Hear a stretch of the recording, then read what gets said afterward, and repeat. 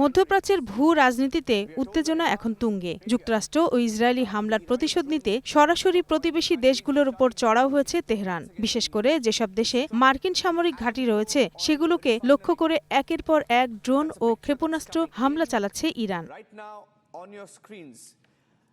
ইরানের এই হামলার প্রধান লক্ষ্যবস্তু হয়ে দাঁড়িয়েছে মধ্যপ্রাচ্যের অর্থনীতির প্রাণকেন্দ্র জ্বালানি স্থাপনা। সোমবার সৌদি আরবের অন্যতম বৃহত্তম তেল শোধনাগারে ড্রোন হামলার কারণে এটি বন্ধ করে দেয়া হয়। প্রতিদিন ৫.৫ লাখ ব্যারেল উৎপাদন ক্ষমতা সম্পন্ন এই শোধনাগারটি বন্ধ হওয়ায় বিশ্ব তেলের বাজারে বড় ধরনের অস্থিরতার আশঙ্কা করা হচ্ছে।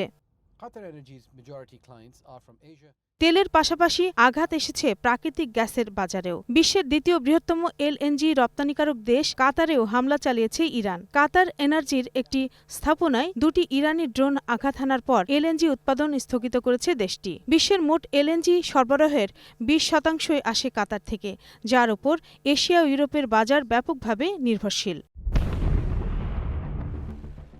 বিশ্লেষকরা বলছেন, মধ্যপ্রাচ্যের এই নতুন সংঘাত যুদ্ধের আগুনে ঘি ঢেলেছে। বিশেষ করে এশিয়ার ৮২% এলএনজি কাতার থেকে আসায় এই সরবরাহ বন্ধ থাকলে জ্বালানি সংকটে পড়বে এশিয়া ও ইউরোপের বিশাল বাজার।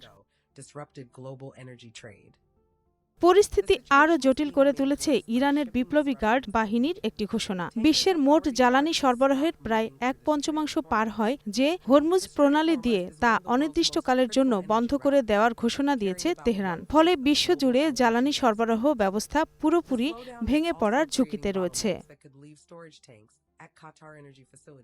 একদিকে ইরানের সমরশক্তি প্রদর্শন, অন্যদিকে যুক্তরাষ্ট্রের পাল্টা হামলার হুমকি। দুই শক্তির এই মুখোমুখি অবস্থানে এখন খাদের কিনারায় দাঁড়িয়ে বিশ্বশান্তি। সাধারণ মানুষ থেকে শুরু করে বিশ্ব নেতারা এখন তাকিয়ে আছেন পরবর্তী পদক্ষেপের দিকে।